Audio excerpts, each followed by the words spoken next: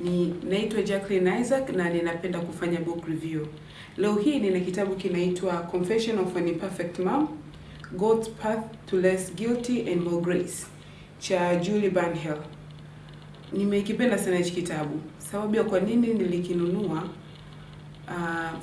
nikiwa nasafiri nikiwa katika ziwa Victoria nikirudi Dar es Salaam, ilitokea incident kwamba tulisafiri na watoto wawili mapacha. Na nikapewa tax ya kubeba mtoto mmoja, tulikuwa tunasafiri, lakini nikauliza wakubwa wangu, nilikuwa safiri na mama zangu wadogo wawili na aunti yangu. Nikauliza kwa nini nibebe mtoto wakati anaweza akalala comfortable vizuri kabisa bila shida yoyote. Na mmoja aunti yangu akaniambia kwamba usiulize vitu kama hivyo hasa mbele za watu. Kwa hiyo nikagundua kwamba kuna kitu ambacho tumejiwekea sisi kama wa Afrika. Kuna standard za umama ambazo wa Afrika tumepewa, na ndizo hizo nitakuwa ukiwa katika hizo standard unakuwa uwe wife material. Lakini nikagundua vile vile wako watu ambao bado wana struggle. Nikiwa kwenye safari, watu tunasafiri katika Lake Victoria, ninawaza ndani yangu, najiuliza, hivi ni mimi peke yangu mwenye hii tatizo kwamba mtoto sasa nikambeba kwa masaa matatu au kuna wengine? Nikagundua kuna zile trials za kubebea watoto. Kuna vitu vingi ambavyo vipo wamama wa siku hizi ambao wanashindwa kuvifanya. So nilipokuta hichi kitabu Confession of an Imperfect Mom kwa wakati huo, nikakiona ni kitabu sahihi kukichukua. Nilikinunua katika mele ya Logos Hope. And I'm glad ni kwamba nimekisoma. Hapa tunakutana na mama huyu anaitwa Julie Burnhill, ana watoto watatu na anazungumzia changamoto ambazo alikuwa anazipitia kama mama. Na vitu ambavyo vilikuwa vinamfanya feel guilty kwamba anashindwa kuvitimiliza kwa familia yake na watoto wake. Na anakuja kukwambia kwamba kuna vitu vingi sana, mtu hawezi ukawa perfect mother, ni ngumu kuwa mwanamke ambaye uko perfect katika kila kitu, perfect husband, lakini mwisho wa siku au maybe perfect wife, lakini mwisho wa siku inakubidi ukubaliana na hiyo hali, uishi nayo. Sawa. Kuna vitu ambavyo jamii kama jamii imeweka standards za mwanamke anatakiwa nazo, kuna vitu ambavyo unajiwekea wewe kama mwanafamilia, na kuna vitu ambavyo vipo na vinaendelea tu kuwepo, na makosa na changamoto lazima mtu uzipitie.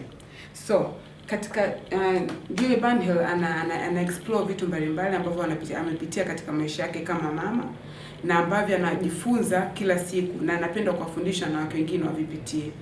Nikaja ngagundua kwamba pamoja na kuwa ni mzazi, na sasa hivi binti yake kipindi anaandika hichi kitabu kwa binti yake kama na miaka 23 hivi, binti yake wa kwanza, ngagundua kwamba na yeye amestruggle vitu vingi, amepitia inconsistency nyingi. Labda anapanga leo nifanye kitu hichi, labda ninapanga kwamba watoto wangu kila siku wanakula chakula safi cha kutoka nyumbani nimekipika mimi mwenyewe, lakini anakosa huo muda.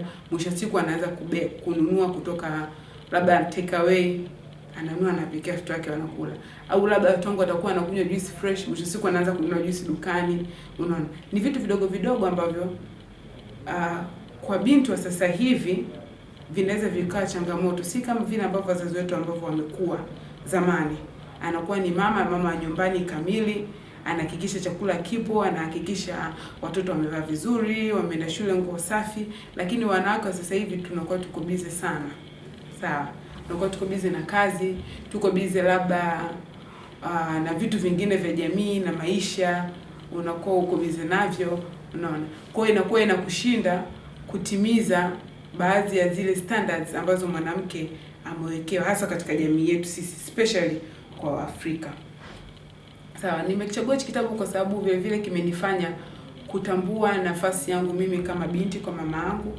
Kimenifanya niweze kumuelewa mama yangu yukoje, labda nikifanya kitu fulani atareact vipi. Unaona, hichi kimenipa insight ya kuingia katika ndani kabisa, ndani ya mwanamke, ndani ya mama, kumuona vile ambavyo anafikiria. Na kizuri kuhusu hichi kitabu, kina mifano halisi ya wamama mbalimbali na changamoto ambazo wamezipitia katika maisha yao. Kuna vingine unakuta labda mama anajisikia vibaya, kwa mfano labda aliweka vibaya labda bakuli la maji ya moto, mtoto akapita akalikanyaga, lakini ni uzembe wa mama bila kufikiria kwamba labda ana mtoto mdogo ambaye anatambaa.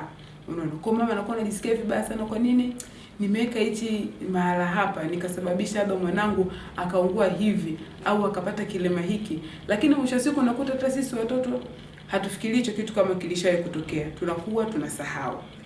ila kitu kizuri ambacho nimekipenda kuhusu hichi kitabu ni kwamba anamhusisha Mungu sana, na anakwambia kwamba kujisikia vibaya, guilty, lazima ziwepo, haziwezi kupungua, haziwezi kuisha, kwa sababu maisha ni tofauti kila leo, lakini mwisho wa siku ni neema ya Mungu tu ndio ambayo inaweza kusaidia tuishi maisha mazuri na ya furaha kama wazazi, bila kujisikia vibaya kwa makosa tuliyofanya kama wazazi.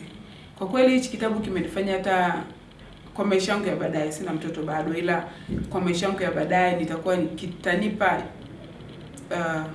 kuelewa nijipime kwa nafasi gani, kitu gani ambacho nikiache tu cha kawaida kimepita na kitoleta shida yoyote kwangu, au kitu gani nikibebe. Kwa sababu anazungumzia kwamba kuna guilt nyingine ambazo mtu anazisikia ni temporary tu, it's just because you are not matching up to standards, lakini vile vile nyingine ni sawa, ni kosa umefanya, ni jinsi gani ya kutoka katika hilo kosa kwenda katika eneo zuri zaidi kwa ajili ya familia yako. Ndio kitu ambacho nimekisoma hapa as Confession of Imperfect Mom. Kwa kweli ni kitu kimoja ambacho tungetakiwa tujue ni kwamba mama yoyote ni ngumu kuwa perfect. Probably unaweza usiwe perfect, lakini you should know kwamba you are just right for your family. Sababu ya kila mwanamke ukisoma hichi kitabu, kwanza kina uhalisia. Yaani kiukweli ni kwamba ni mtu ambaye anazungumzia maisha halisi.